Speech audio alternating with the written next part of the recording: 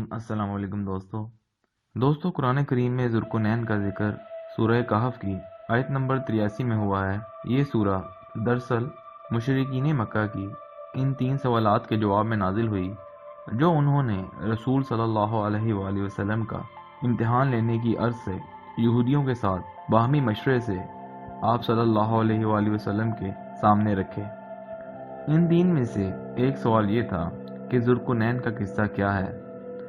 इस पर अल्लाह ताला की तरफ से ये आयत करीमा नाजिल हुई, ए मोहम्मद, ये लोग आपसे ज़ुल्कुरनैन के बारे में पूछते हैं, इनसे कहो कि मैं इसका हाल तुमसे बयान करता हूँ। ये मसला ज़माना कदीम से ज़ेर बहस रहा है कि ये ज़ुल्कुरनैन जिसका जिक्र यहाँ हो रहा है कौन था।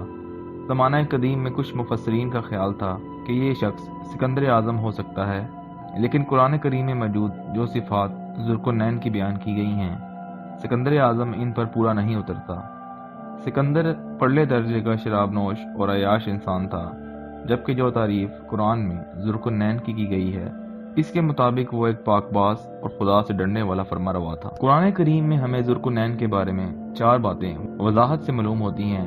पहली ये कि इसका लक़ब ज़ुल्कुरनैन था, यानी 2 सींगों वाला।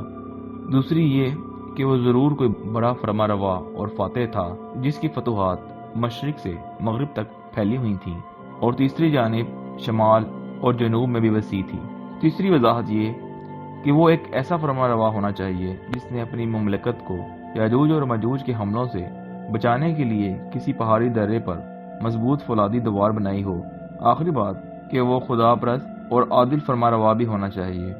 ज़माना जदीद में तारीखी मालूमात की बिना पर ज़्यादातर मुफस्सरीन का इशारा ईरान के बादशाह साइरस आज़म की तरफ से है, जिसका ज़माना तकरीबन 500 सदी क़ब्ल अज़ मसीह में बताया जाता है। बहरहाल दोस्तों, इस बारे में यहूदियों को जिनके इशारे से कफ़ार मक्का ने नबी सल्लल्लाहु अलैहि वसल्लम से सवाल किया था, ज़रूर मालूम होना चाहिए कि ज़ुल्कुरनैन कौन था। इसलिए हमें यह मालूम करने के लिए इसराइली लिटरेचर की तरफ रजू करना पड़ेगा कि वो 2 सींगों वाले किस शख्सियत या सल्तनत से वाकिफ़ हैं। इन सब अलामात में से पहली अलामत साइरस द ग्रेट पर पूरी उतरती है। यहूदियों में 2 सींगों वाले फरमारवा का बहुत चर्चा है, क्योंकि इसी की टक्कर ने आखिरकार बाबुल की ताकतवर सल्तनत को पाश करके यहूदियों को इनकी गुलामी से निजात दिलाई थी। दूसरी अलामत भी इसमें पाई जाती है, लेकिन पूरी तरह नहीं। तारीख हमें साइरस आज़म की मशरिक ता मगरिब इसकी फतूहात का पता देती है, मगर शमाल या जनूब में इसकी किसी बड़ी मुहिम जोई का सुराग अभी तक तारीख से नहीं मिल सका। हालांकि कुरान में एक तीसरी मुहिम का जिक्र भी मौजूद है, लेकिन हो सकता है कि वो वक्त के साथ तारीख के औराक में मिट गई हो। लेकिन तारीख ये ज़रूर बताती है कि इसकी सल्तनत शमाल में कफकास तक वसी थी। तीसरी अलामत कि साइरस आज़म ने अपनी सल्तनत को किसी खूंखार कौम से बचाने के लिए कोई आहनी दीवार पहाड़ों में तमीर की हो। इस बारे में तारीख मुकम्मल खामोश है। हो सकता है जैसे तारीख से हमें इसकी शमाल या जनूब की किसी मुहिम जोई का सबूत नहीं मिलता, इसी तरह ये भी तारीख के औराक से मिट गई हो, क्योंकि इस दीवार की तमीर इसकी तीसरी मुहिम के दौरान हुई थी।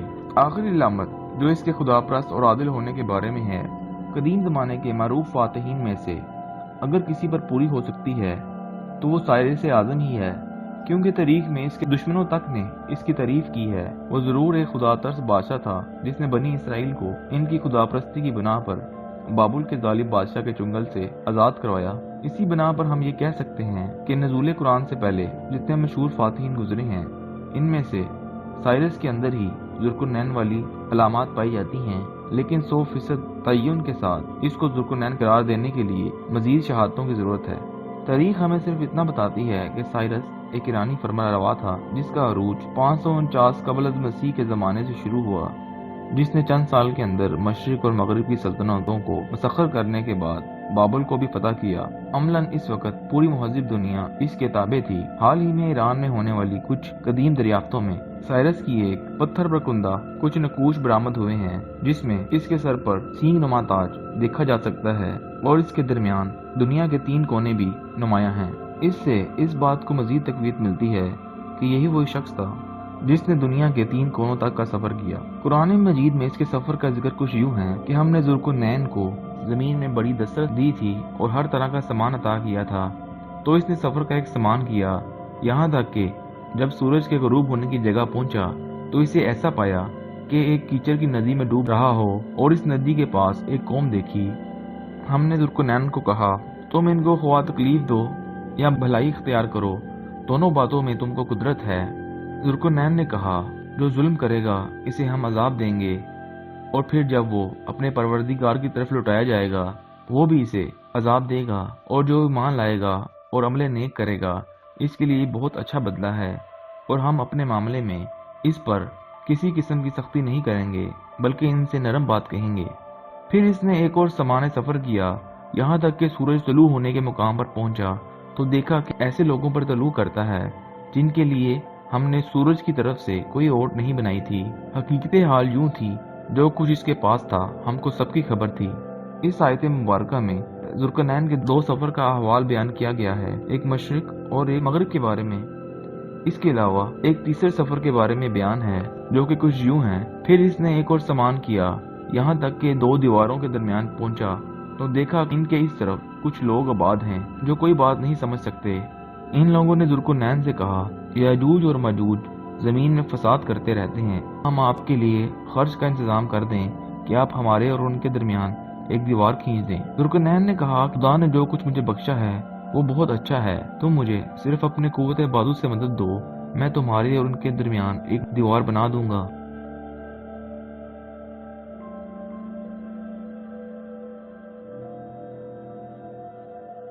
दोस्तों, इस वीडियो में हमने जाना कि जुल्करनैन कौन था। वो ऐसी कौम से मिलता है जो याजूज और माजूज के हमलों से खौफजदा होती है। याजूज और माजूज के हवाले से एक मुफस्सिल तहकीकाती वीडियो हम आइंदा दिनों में आपकी खिदमत में पेश करेंगे। आपसे दरख्वास्त है कि हमारा चैनल ज़रूर सब्सक्राइब करें ताकि हमारी आने वाली वीडियोस आपको वक्त पर मिलती रहे।